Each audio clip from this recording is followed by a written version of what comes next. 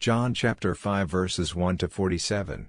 After these things, there was a feast of the Jews, and Jesus went up to Jerusalem. Now in Jerusalem by the sheep gate, there is a pool, which is called in Hebrew, Bethesda, having 5 porches. In these lay a great multitude of those who were sick, blind, lame, or paralyzed, waiting for the moving of the water, for an angel went down at certain times into the pool and stirred up the water. Whoever stepped in first after the stirring of the water was healed of whatever disease he had. A certain man was there who had been sick for 38 years. When Jesus saw him lying there, and knew that he had been sick for a long time, he asked him, "Do you want to be made well?" The sick man answered him, "Sir, I have no one to put me into the pool when the water is stirred up, but while I'm coming, another steps down before me." Jesus said to him, "Arise, take up your mat, and walk."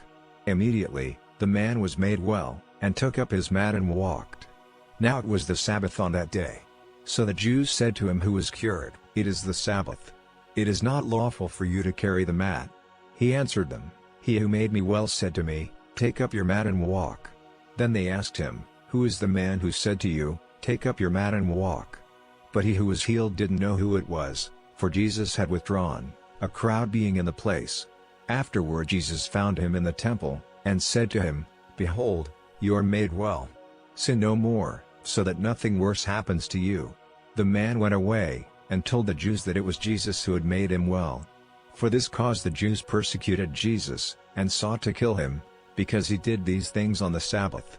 But Jesus answered them, "My Father is still working, so I am working, too." For this cause therefore the Jews sought all the more to kill him, because he not only broke the Sabbath, but also called God his own Father, making himself equal with God. Jesus therefore answered them, "Most certainly, I tell you, the Son can do nothing of himself, but what he sees the Father doing. For whatever things he does, these the Son also does likewise. For the Father has affection for the Son, and shows him all things that he himself does. He will show him greater works than these, that you may marvel. For as the Father raises the dead and gives them life, even so the Son also gives life to whom he desires. For the Father judges no one, but he has given all judgment to the Son, that all may honor the Son, even as they honor the Father. He who doesn't honor the Son doesn't honor the Father who sent him. Most certainly I tell you, he who hears my word and believes him who sent me has eternal life, and doesn't come into judgment, but has passed out of death into life. Most certainly I tell you, the hour comes, and now is, when the dead will hear the Son of God's voice, and those who hear will live. For as the Father has life in himself, even so he gave to the Son also to have life in himself. He also gave him authority to execute judgment, because he is the Son of Man. Don't marvel at this, for the hour comes in which all who were in the tombs will hear his voice, and will come out, those who have done good, to the resurrection of life, and those who have done evil, to the resurrection of judgment. I can of myself do nothing. As I hear, I judge, and my judgment is righteous, because I don't seek my own will, but the will of my Father who sent me. If I testify about myself, my witness is not valid. It is another who testifies about me.